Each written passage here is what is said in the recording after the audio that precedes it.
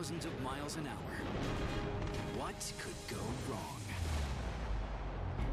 The launch is the time where the chances of something happening bad are most probable.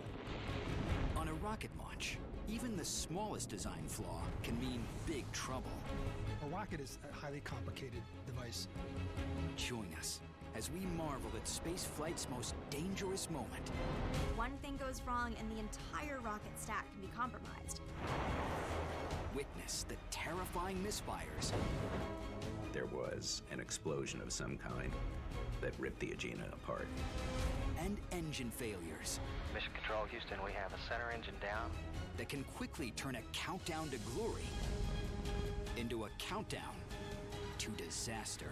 You're looking at a loss of crew and vehicle.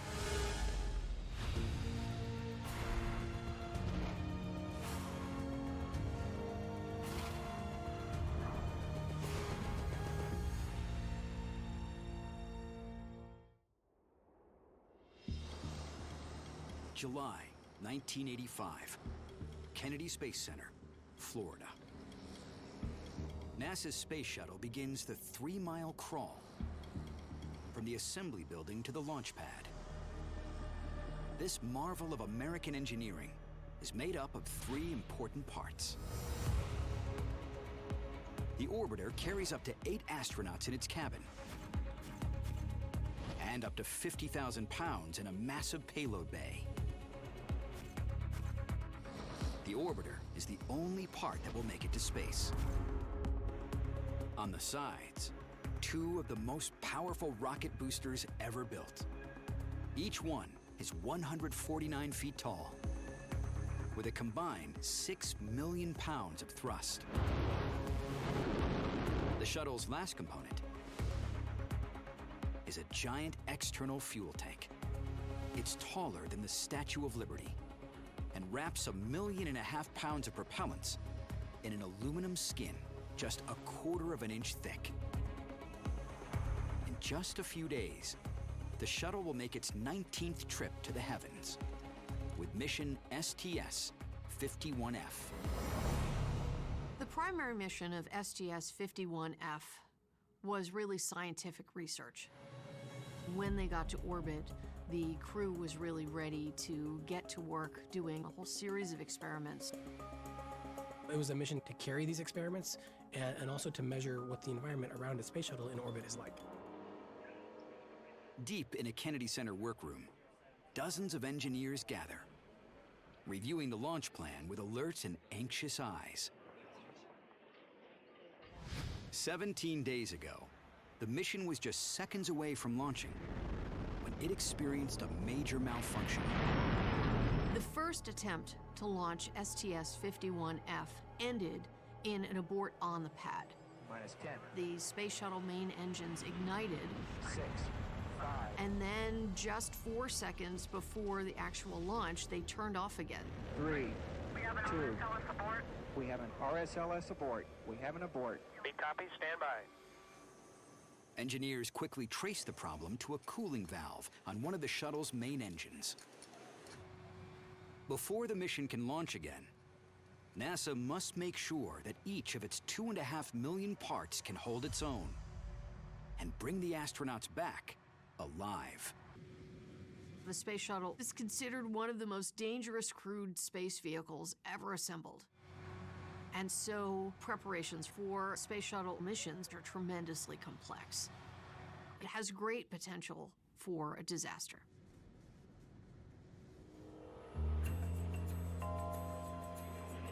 On July 29th, the shuttle's 7-person crew eats one last lunch on Earth, then boards the bus to their flight. 3 miles away from the launch pad, thousands gather in the NASA Causeway, here to cheer on NASA's 50th manned mission. 130 feet above the launch pad, astronauts don their helmets and prepare to strap in for the bone-rattling ride. The scariest part of a space flight is the launch. Being under powered flight, under the power of a rocket taking you to space. 5 minutes, 8 seconds and counting. That's the time where the chances of something happening bad are most probable. Orbiter test conductor has given pilot Bridges a go to perform the auxiliary power unit. On the launch pad, the shuttle's 3 main engines guzzle a swimming pool's worth of liquid propellant every 25 seconds. The liquid engines run for 6 seconds before the solids light. So you basically had 6 seconds to decide if you wanted to go anywhere that day. Within that 6 seconds, if you shut off the fuel flow, you would shut down the engine and abort the launch. Today, all systems seem to work. The final countdown goes off as planned. 3, 2, 1. Booster ignition. At 0, the solid rocket boosters ignite and commit astronauts to a quick and dangerous journey. Liftoff. We have liftoff. The solid rockets were like 2 giant sticks of dynamite. Those things burn for about 2.5 minutes. Once you light them, you cannot turn them off, and you know you're on your way. To achieve orbit, the shuttle must accelerate to 9 times the speed of a bullet. It's speeding at 100 miles an hour before it even clears the tower. Tower clear. Orbiter headed. Roger, roll. In the control room, flight directors carefully monitor the spacecraft's progress. That call a precursor to SRB separation, standing by for SRB sep. 2 minutes later, the shuttle is 28 miles above the Earth and traveling over 3,000 miles per hour. Its booster rockets exhaust their fuel and drop into the ocean. Good SRB sep confirmed. The spacecraft continues to climb on the thrust of its 3 main engines. Suddenly, the astronauts hear an alarm. Mission Control, Houston, we have a center engine down. Read copy, stand by. Within the first minutes of the launch, they knew there were problems. What they saw was that the center engine of the 3 space shuttle main engines was automatically shut down because it was overheating. That was a really big deal because it shut down an engine in flight, something that NASA had never seen before on a space shuttle. In Houston, Mission Control scrambles to understand the problem. What seemed like a promising launch is suddenly in trouble. First stage performance low. The problem is that the shuttle needs 3 engines to fire all the way through to make its main orbit. Flight directors consider their options. There's no possibility that the astronauts can eject. The crew cabin is an integral part of the entire orbiter. There's no way to jettison oneself as an astronaut away from the launch vehicle. At that point, you're looking at one of the abort modes and trying to be ready to react. The first abort mode is a return to the launch site. But the shuttle is already too far downrange. First option is let's turn around and come back to the Kennedy Space Center. However, are you going quite fast? It's a big vehicle. Theoretically, it would work, but maybe not the easiest thing to do. The next option is to make an unscheduled landing overseas. The second abort mode would be a transatlantic abort.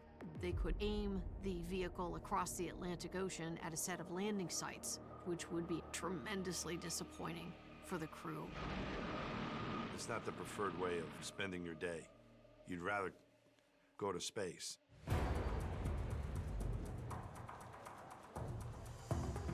With just 2 engines remaining, the shuttle can't make it to the highest orbit, but should be able to limp into one that's slightly lower.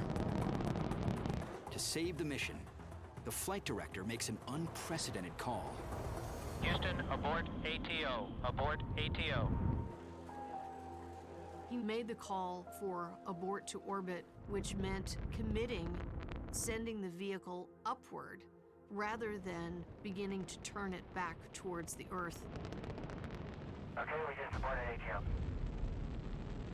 The flight team watches the shuttle climb. But a minute later, a sensor on a second engine also sounds an alarm. Control, Houston, we have a second engine down. Lead copy, stand by. Suddenly, Mission Control faces the possibility of not just one, but two failed engines. That created a very new scenario in Mission Control. The other sensor was tripping an alarm that could shut the second engine down. They can't have another engine go out, or they're not going to get into any orbit. In the control room, flight engineer Jenny Howard notices something strange. The problem may be with the sensor, not the engine. She doesn't have long to figure it out. Air velocity now 15,700 feet per second. Howard's brave call. The astronauts must override the sensor and let the engines keep burning. They're really making that decision in a matter of seconds about whether to keep the second engine firing, even though it was showing some signs from the sensor of overheating. If Howard has gambled right, the shuttle will make it safely to orbit. If she's wrong, the mission will turn tragic. It's a very calculated risk. If the attempt to reach orbit doesn't work, then you're looking at a loss of crew and vehicle.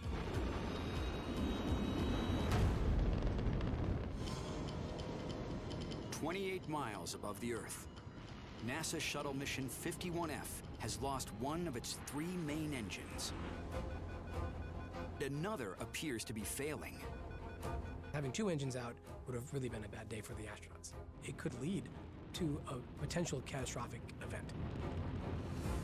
Flight controllers watch anxiously as the 100-ton spacecraft strains against the bonds of Earth.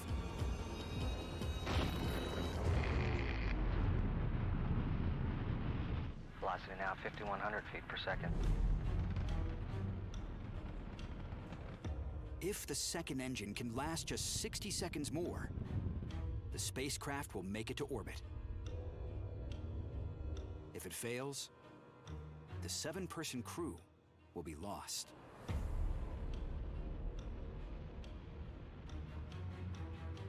Finally, 9.5 minutes after launch, the two surviving engines burn through the last of their fuel.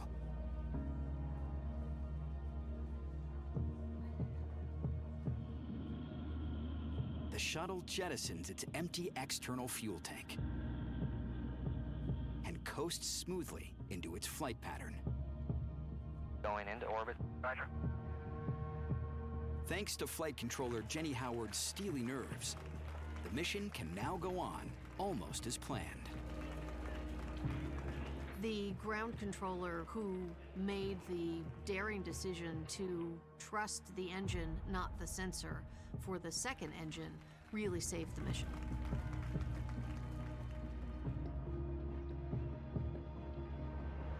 They weren't able to reach as high of an orbit as they were hoping for because they had lost that first engine. But they were able to at least do some of their mission parameters, if not all of them, at that lower orbit. Challenger looks good, turning on to final. 8 days after launch, the shuttle touches down at Edwards Air Force Base. Welcome home, and congratulations to the whole crew on a beautiful flight. STS-51F is considered a success. It demonstrated that this rare abort mode would actually work. It was the only time it was ever executed in the entire Space Shuttle program. Technicians take the spacecraft to the hangar for a post-mission analysis. They confirm Howard's guess that the problem was with the sensors, not the engines. NASA modifies the design before it launches future flights. Every rocket has an inherent risk, so there is constant vigilance that needs to be kept.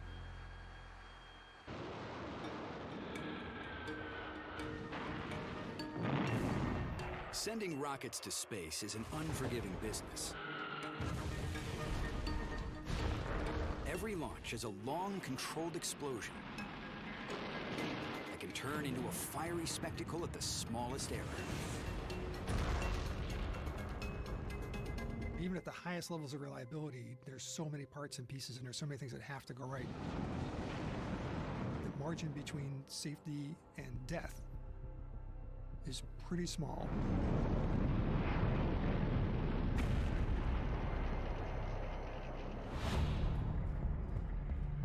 American Robert Goddard starts the age of rocketry in the 1920s, inventing the world's first liquid-fueled rocket. Next, come the deadly rocket-driven missiles of World War II. In the 1950s, scientists in both the United States and the Soviet Union begin to focus on another use for rockets: launching satellites into space. Space was very much a battlefield in the Cold War. Satellites could be used for scientific purposes, and they also could be used for intelligence gathering. In 1955, President Eisenhower tries to one-up the Soviets. He announces that the United States will develop a rocket that can launch a satellite around the Earth. Each branch of the service is quick to respond. Each of the military services saw itself as the natural inheritor of this new realm of spaceflight. Each of them was working on missiles that would be able to go into space, and each of the services was very excited about being seen as the leader in this new realm. A secret committee examines the proposals. Each one seems to be flawed. The Air Force wants to launch the satellite using an Atlas rocket, but their design only exists on paper.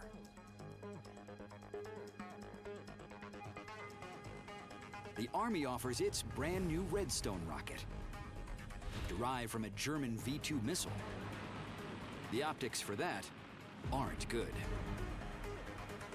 The group developing the Redstone rocket were largely German rocket scientists who had come to the United States after the end of World War II.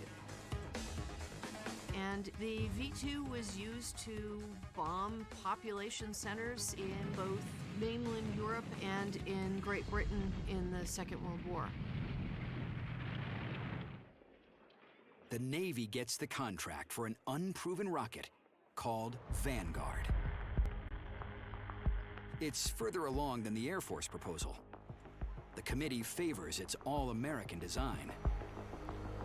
The Vanguard launch vehicle was seen as something that they thought would be reliable and was more of a native-grown rocket as opposed to a modified, captured V-2. Eisenhower expects the new satellite-launching rocket to set the standard for the space race. 2 years later, America learns that it's been caught with its antenna down in front of the entire world. In 1957, the press makes a shocking announcement. The Soviets have launched a Sputnik rocket. It carries the world's first artificial satellite. It was a rudimentary satellite about the size of a beach ball that had the famous beep, beep, beep that you could pick up with a radio on Earth. Before America can recover its pride, the Soviets strike an even more serious blow, launching a satellite big enough to carry an 11-pound dog. Sputnik 2 was a much bigger, more powerful satellite, and that sent a clear message that the Soviet Union was moving in leaps and bounds in their ability to lift payload off of the Earth. The White House quickly responds. Eisenhower announces plans to launch an American satellite, riding on the Navy's new rocket, Vanguard TV-3. The expectations for TV-3 were really just a clean launch that would put this satellite into orbit. This would be a direct answer to the Soviet Union. December 6, 1957, Cape Canaveral. TV-3 waits on the launch pad, It carries a grapefruit-sized satellite, almost 60 times lighter than Sputnik, and just a quarter of the size. American press and dignitaries are there to witness the historic event. The Soviet launches had been secret and only publicized after they had been successful. The U.S. was going to make a statement by demonstrating that the U.S. space program was done out in the open.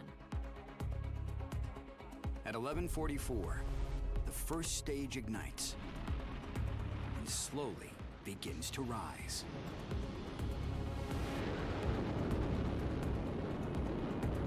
Just a few seconds later, it became very clear that something was really wrong.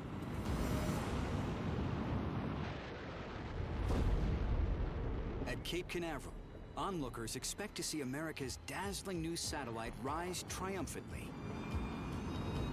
But then, the launch vehicle blew up into a giant fireball.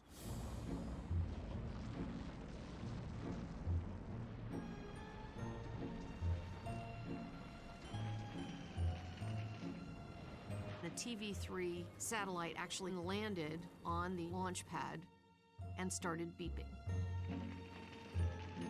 engineers traced the cause to a problem with the rocket's fuel system. It's an easy fix, but the public disaster strikes America at its very core. Headlines were merciless. The TV-3 was called a flopnik, kaputnik, making the clear comparison with Sputnik and its failure. The Army is prepared for the debacle. Their Redstone missile has been modified into a rocket named Jupiter-C. It's ready to step in when Vanguard fails. On the evening of January 31st, 1958, Jupiter-C rises off the launch pad, carrying the tiny Explorer-1. It's the first launch of an American satellite.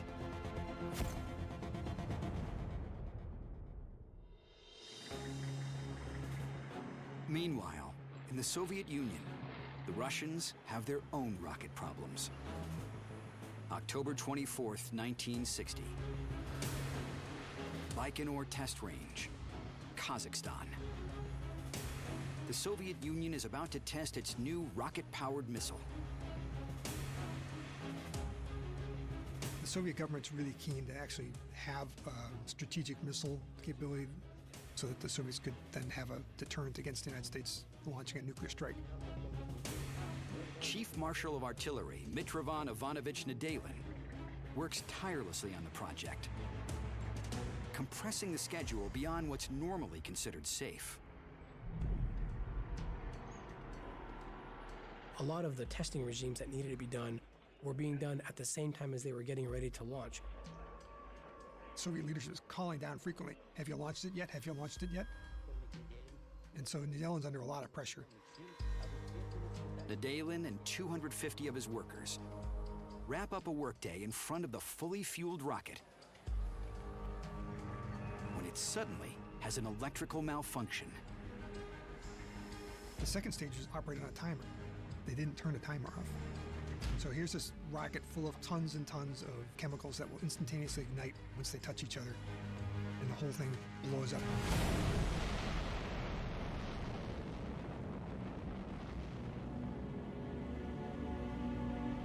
More than 100 engineers meet a fiery death,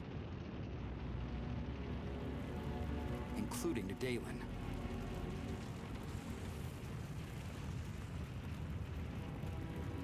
It was a huge catastrophe. Wiped out the top leadership of the Russian strategic rocket forces. The event becomes known as the Nedelin disaster. The Soviets keep it secret for decades. For many years in the West, we knew that something happened and that there had been a number of casualties, but we didn't know quite the scale of it. It's the worst rocket accident in history. and a powerful warning about the dangers of rushing new technology. Space technology can be unforgiving if you push it when it's not ready.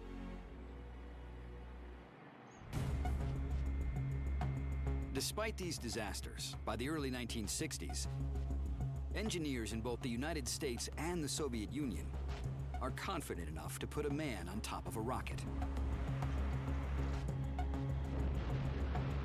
The Soviets use a Vostok rocket to send cosmonaut Yuri Gagarin around the Earth.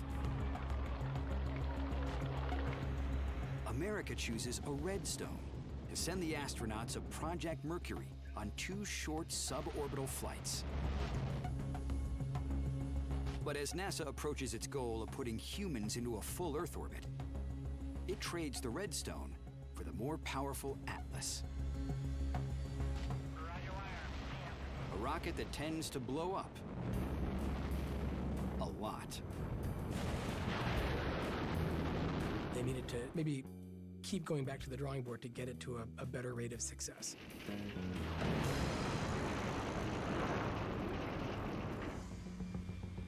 Engineers persist.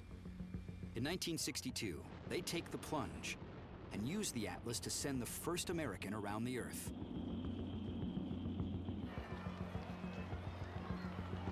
NASA follows that with 3 more successful missions. In 1964, America begins the flights for Project Gemini, the program that will test the techniques to get to the moon. NASA's new 2-person spacecraft needs to rest on the shoulders of a rocket even bigger than the Atlas. They choose the mighty Titan II, a rocket with more power and more risk. The propellants that were used in the Titan were designed to be simple and to instantaneously combust when they come in contact with each other. So that could be very dangerous. The first few missions go smoothly. America finally seems to be pulling ahead of the Soviets in space. Gemini really accelerates NASA from being constantly on a rebound, reacting to Soviet accomplishments in space, to us being the ones who are setting the records. But on the 6th Gemini mission, problems with the Titan threatened to delay NASA's entire program.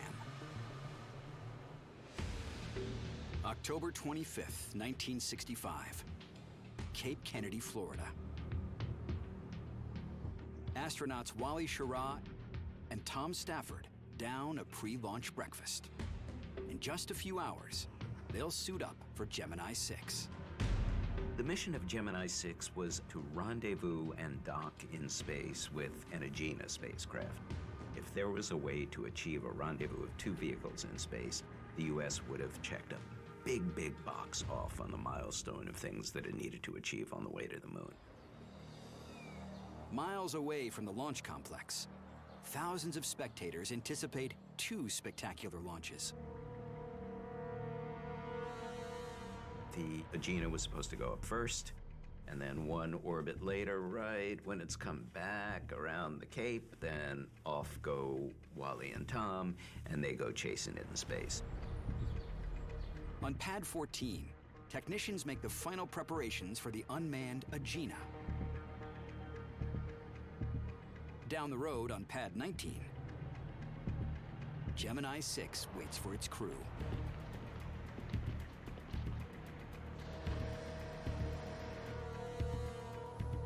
There's 15 minutes of pre-launch checks. Set up 324. Ready for program sequence? Okay, understand. You are complete. At 10 in the morning, the launch team sends the Agena skyward.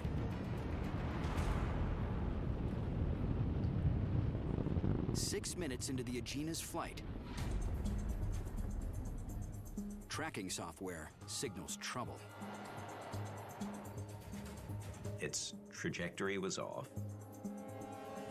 Then its trajectory stopped climbing. And then the single discrete image of 1 vehicle moving upward turned into several scattered images of many pieces of a vehicle moving downward. So there was an explosion of some kind that ripped the Agena apart. At that point, they knew they had no mission.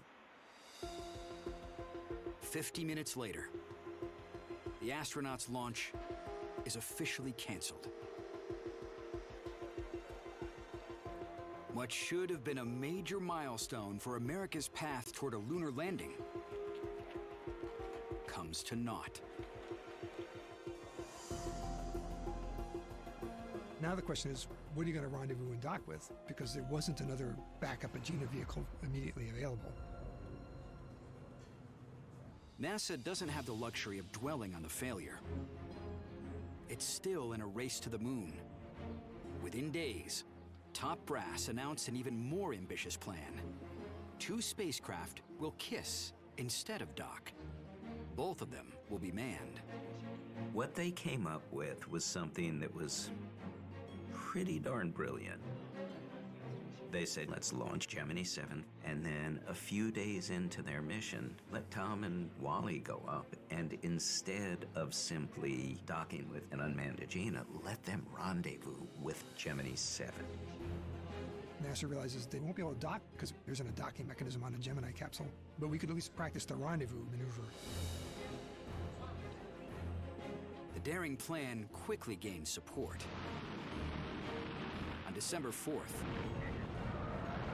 Gemini 7 lifts off from Cape Kennedy Air Force Station. RKV has telemetry solid. Roger, RKV. 8 days later, Stafford and Schirra make their way to the tower. They strap into their seats for launch attempt number 2.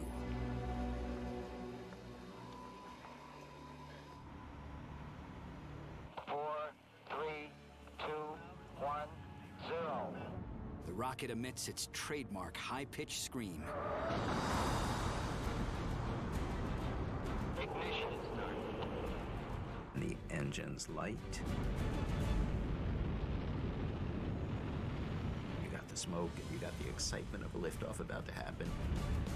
And then, nothing. No liftoff. The engines have shut down. In the capsule, Schirra notes the liftoff clock with alarm. It warns him that the rocket has already lifted off from the ground. Wally knew that if your rocket lifts even a few inches off the pad and then settles back down, the concussion of that rocket settling back down is going to cause the rocket to explode. And you are going to die.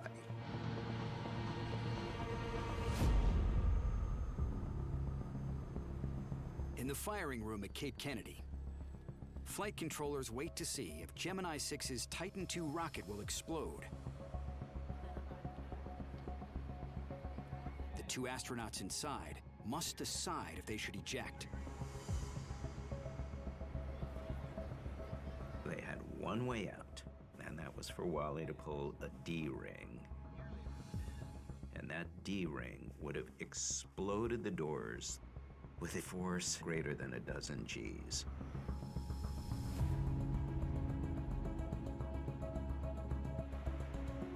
Wally Schirra, despite what the instruments told him, did not feel that rocket rise and then bump down.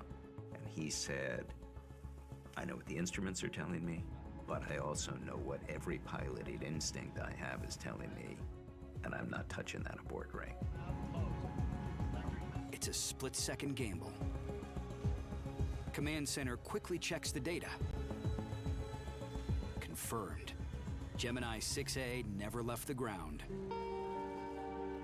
Next thing they heard was Schirra telling them that the pressure was going down inside the fuel tanks. We're watching the fuel pressure lower very carefully. That was exactly what's supposed to happen if the engine shut down and the rocket does not rise off the ground at all. Wally had made the exact right choice. Schirra's split-second decision may have saved his life and Stafford's. But the mission's second launch failure threatens to derail the rendezvous with Gemini 7. There was a limit to how long they could keep Gemini 7 up there. If Gemini 6 could not get back off the ground before the end of the Gemini 7 mission, you would not have your rendezvous in space. Technicians dig into the guts of the rocket. They discover that the skyscraper-sized Titan II was shut down by a piece of plastic the size of a nickel. That was accidentally left over an open valve. As soon as the engine lit, the spacecraft onboard systems realized something was going wrong, and both of the engines immediately shut down.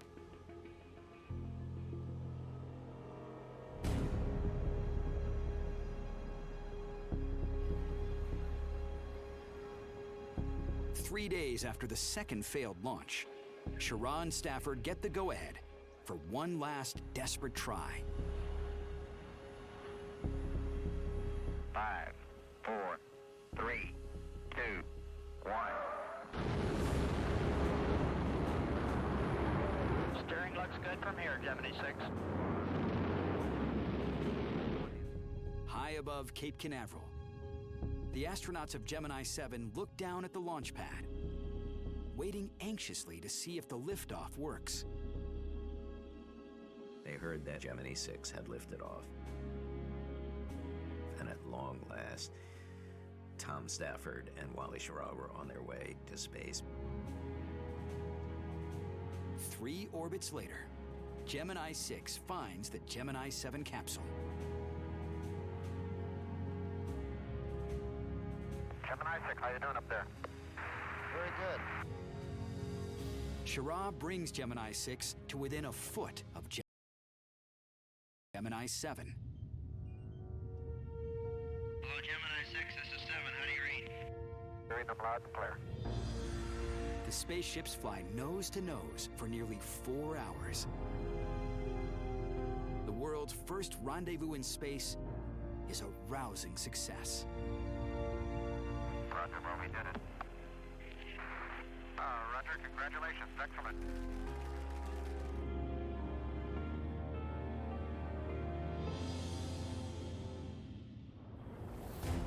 The Titan II rocket makes it possible for 20 astronauts to fine-tune the techniques of human spaceflight. Next, NASA turns its focus to landing astronauts on the moon. To do that, America will rely on the largest, most powerful rocket ever built, the mighty Saturn V. There are 5 engines on the first stage of the rocket. To escape gravity's earthly clutches, they produce nearly 8 million pounds of thrust. NASA liked to say that the amount of energy produced was the equivalent of channeling every river in the United States through a single hydroelectric generator at the same moment. If the Saturn V blew up on the launch pad, it would be the largest non-nuclear explosion ever generated by human beings.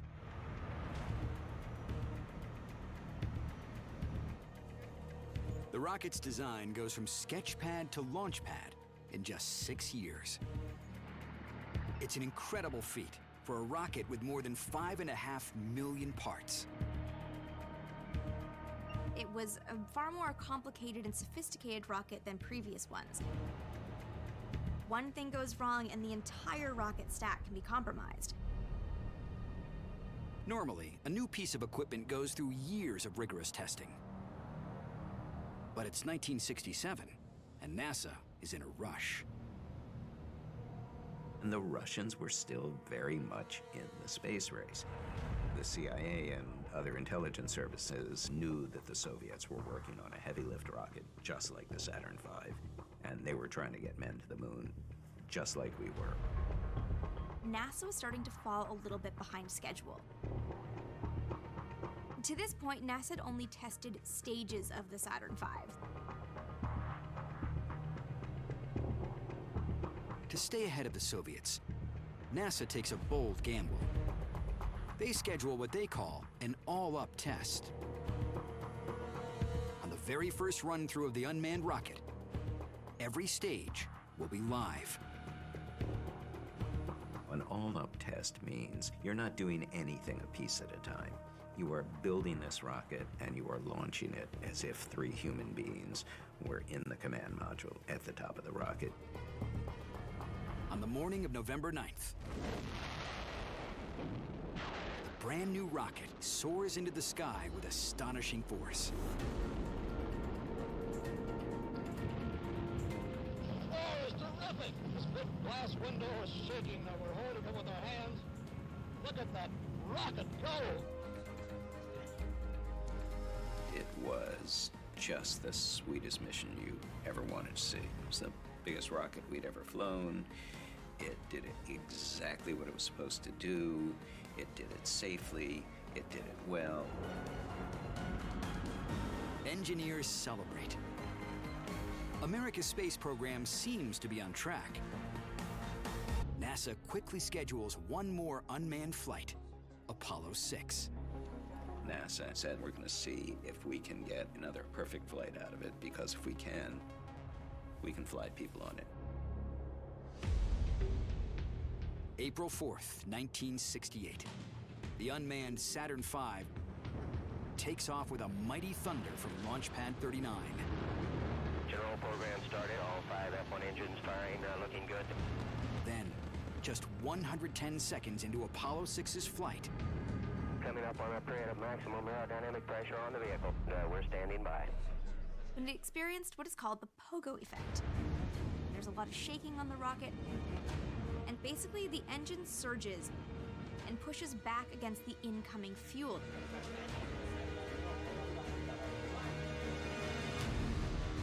Within seconds, panels begin to fall from the rocket.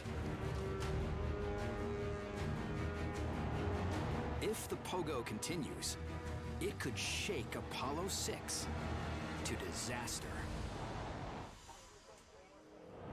In Houston, Mission Control monitors its crucial Saturn V test flight. Damaging vibrations on the rocket's first stage are soon followed by something worse. 2 engines on the second stage rocket shut down just moments into flight. You have a spacecraft that has almost shaken itself to bits halfway to space, and then the rest of the way to space is trying to hobble there on one fewer engine than it needs. Flight controllers quickly adjust. They use the Saturn's onboard guidance system to help the spaceship stumble toward a stable path. Mission Control had to get a little bit creative in figuring out how to salvage the mission. NASA decided to use the command module's Service Propulsion System engine to actually push it up into a higher orbit. Nearly 10 hours after the launch, Apollo 6's command module splashes down in the Pacific Ocean. NASA may have salvaged the mission, but they consider the Saturn V test flight a disaster.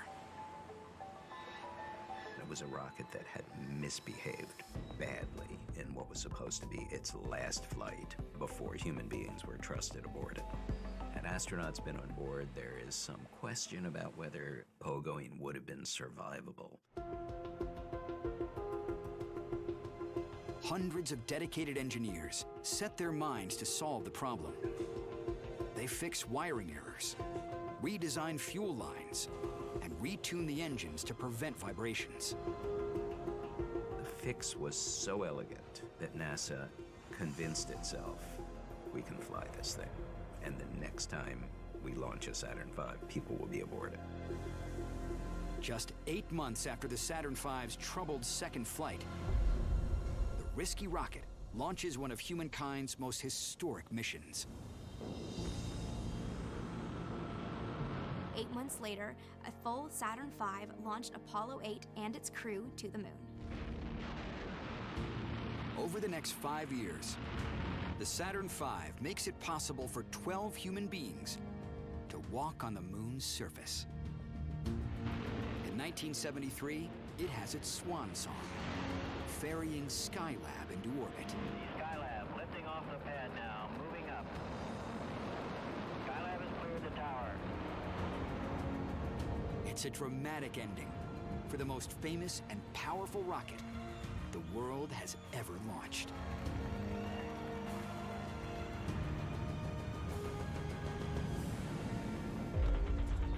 For the next 46 years, engineers all over the world try to build rockets to launch their own spacecraft. We actually trained people from various countries, and then those engineers brought those technologies to their home countries. So the United States has been actively encouraging the proliferation of space technologies around the world. Yet even today, getting off the ground is a constant challenge. In 2002, a Russian rocket launches a satellite for a 15-day scientific mission. Less than a minute after takeoff, it explodes. Falling debris kills 1 and injures 8. In 2003, undetected gases caused the boosters of a Brazilian rocket to ignite. 21 people dead, many more injured. 3, 2, unité, feu. And in 2019, a structural failure causes the motor on the European Vega rocket to veer off course. Both the rocket and the satellite are lost. Rockets are a technology that can be adaptable by many newcomers to the field, new countries, new companies, but it's still rocket science, and it's still dangerous. 2, 1. In America, private companies like Blue Origin and SpaceX strive to launch humankind into a new age of space exploration. Which led to a failure of the mission. Setbacks go with the territory. We are collecting data. SpaceX's first 4 launches failed because the rockets are just hard to perfect. Brand new vehicles have more unknowns, especially on their early test flights. 1, 0, ignition. On May 30th, 2020, SpaceX, Godspeed, spot and die. SpaceX launches the Falcon 9. It's the first time humans have reached space from American soil in nearly a decade. Soon, private space companies hope to launch rockets carrying up to 100 passengers all the way to Mars. We're designing new rockets that'll be taking people to the space station and beyond.